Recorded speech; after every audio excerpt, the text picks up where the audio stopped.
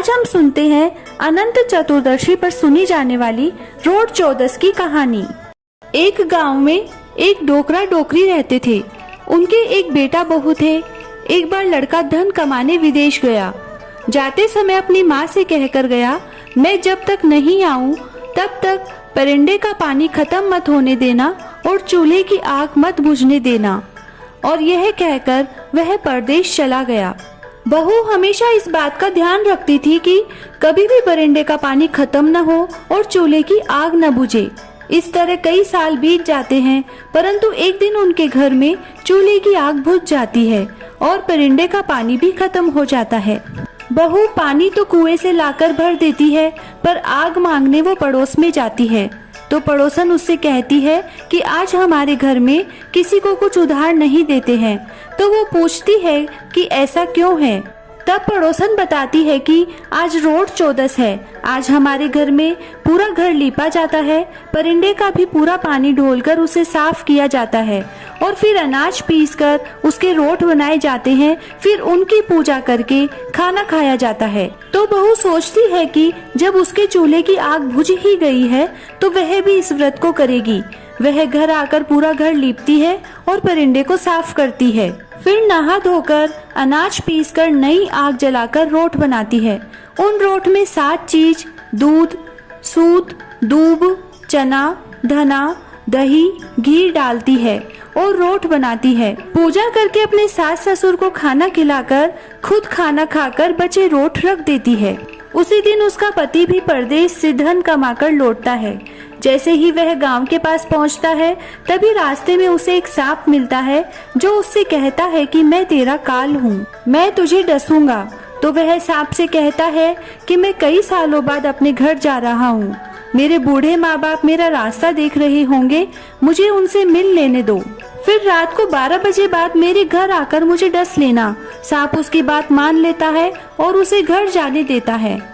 इसके बाद वो घर पहुंचकर सबसे मिलता है, फिर खाना खाकर सोने जाता है। उसकी पत्नी तो दिन भर थकी हुई थी तो वह सो जाती है, पर उसके पति को नींद नहीं आती है। उसे तो पता था कि अभी 12 बजे बाद सांप आकर उसे डस लेगा। 12 बजे के बाद सांप आता है और उस बहू के पति को डसने लगता है।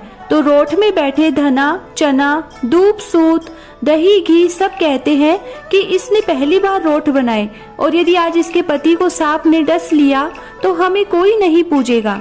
अतः हमें इस सांप को मारकर इसके पति की जान बचानी चाहिए।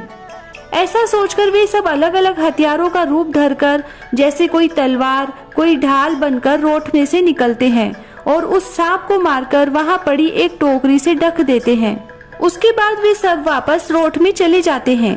यह सब बहू का पति चुपचाप देख रहा था। यह देखकर वह भी चुपचाप सो जाता है। सुबह बहू तो उठकर अपने घर के काम धंधे में लग जाती है।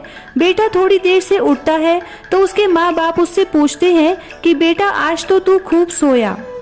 तब वह अपने साथ घटी सारी घटना सुनाकर अपने माँ बाप से पूछता है कि कल वो पूजा में और खाने में क्या बनाए थे, उन्होंने ही मेरी जान बचाई है।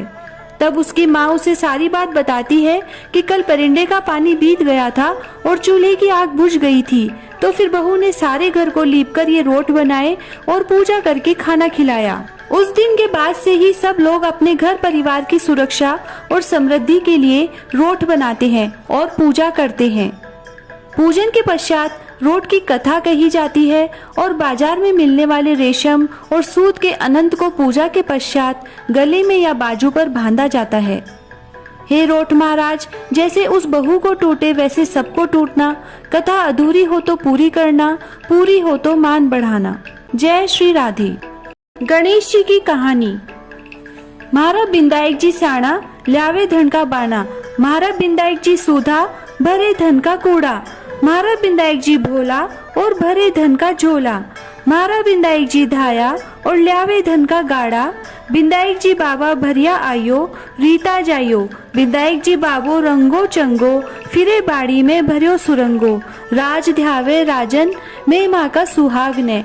दोयता भूकी राबड़ी, पोता भूकी खीर। खारी लागे राबड़ी, मीठी लागे खीर।